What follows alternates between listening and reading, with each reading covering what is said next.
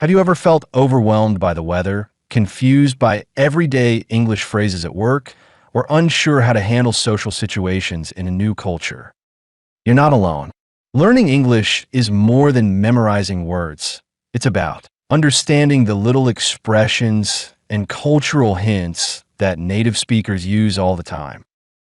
In this conversation, Jassy and Ben dive into the sticky New York summer heat. The tricky phrase pencil in when scheduling plans, the polite way to soften criticism with that being said, and the secretive habit of playing it close to the vest. Each part reveals real-life moments where language meets culture, making English feel alive and practical.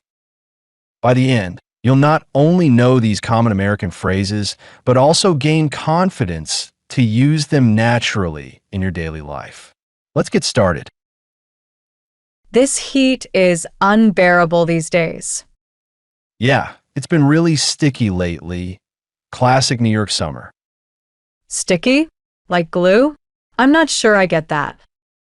It means hot and humid, so the air feels heavy and your clothes stick to you. Oh, so it's kind of like muggy? Yes, but sticky emphasizes that sweaty, clingy feeling more. That explains why I felt like my shirt was glued to my skin on the subway yesterday. Exactly. And then when you get inside with air conditioning, you're still sticky for a while. Dressing for this weather is tricky. I never know whether to wear a jacket or not. People usually layer. Light jacket in the morning, then tie it around the waist by noon. But inside places are freezing cold. It's confusing. Yep, you need to be ready for 3 climates in one day. Outside, inside, and the subway. The subway heat hit me like a wall yesterday. It felt like stepping into an oven. That's the sticky heat mixed with all the smells down there. Some people actually like summer here. Sure, parts are full, rooftop bars are busy, street fairs happen everywhere. But most people complain about the sticky weather nonstop. Complaining about weather is basically a social bonding thing here. So if I want to start a conversation with a stranger, I just say it's so sticky today, right? Exactly. Works every time. I'll give it a try next time I'm at a coffee shop. Be ready though. They might tell you stories about the worst summers ever. I can already imagine those stories about sticky summers. Yeah, New Yorkers love sharing their weather war stories. But how's your job going? It's going well, but sometimes I get confused by expressions. For example, last week a coworker said, "Let's pencil it in for next week." That's a good one. Pencil in means to schedule something tentatively, not final yet. I thought they meant actually drawing with a pencil. It took me a while to understand. It's one of those phrases that can throw off non-native speakers. But it's handy for flexible planning. So if I say, "I'll pencil you in for lunch Friday," it means maybe, but it could change? Exactly. It's polite and leaves room for changes without pressure. That sounds useful. I could avoid awkward situations when plans change last minute. Definitely. People use it all the time in work and social settings. Are there similar phrases I should know? Sure, you might hear tentative or hold the date, but pencil and feels more casual. That helps a lot. I want to sound natural when making plans. You're on the right track. Using these phrases shows you understand American culture. Thanks. I'll start using pencil in more often. Great. So, outside work, any other confusing phrases you've heard lately? Actually, yes.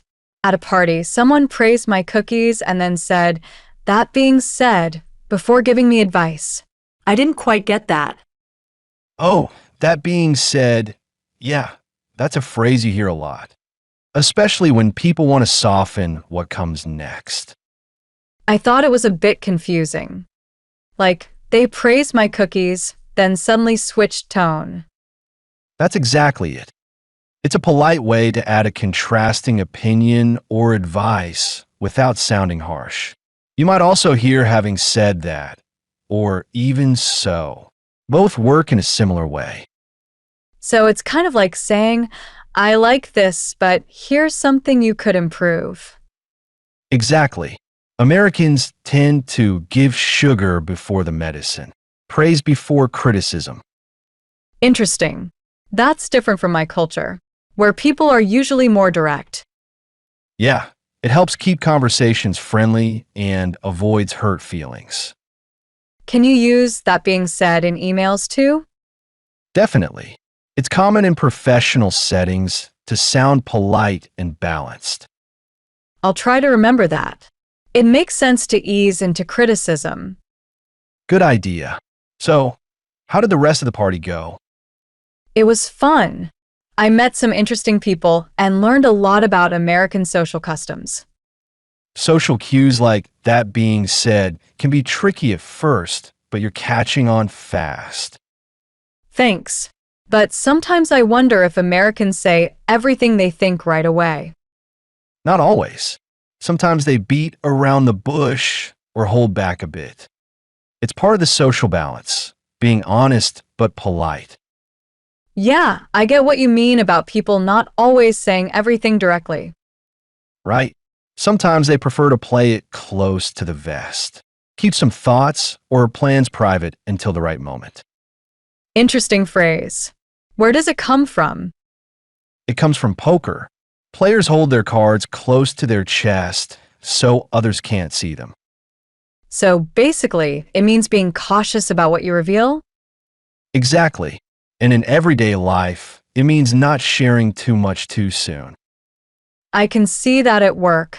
People rarely share all their plans at once. Right? It's a way to protect yourself and your strategy. How about friendships or dating? Is it similar? Usually, yes. People open up more as they build trust over time. That makes sense. I guess I need to pay more attention to what's not said. That's a very valuable skill. Language isn't just words, but also the silence between them. I've learned so much. Sticky, pencil in that being said, and now play it close to the vest. You're building a solid toolbox. Soon, you'll understand even the subtle things naturally. Thanks a lot. Understanding the culture behind words really helps. Anytime. Next time, we'll dive into some cool expressions from movies. Looking forward to it.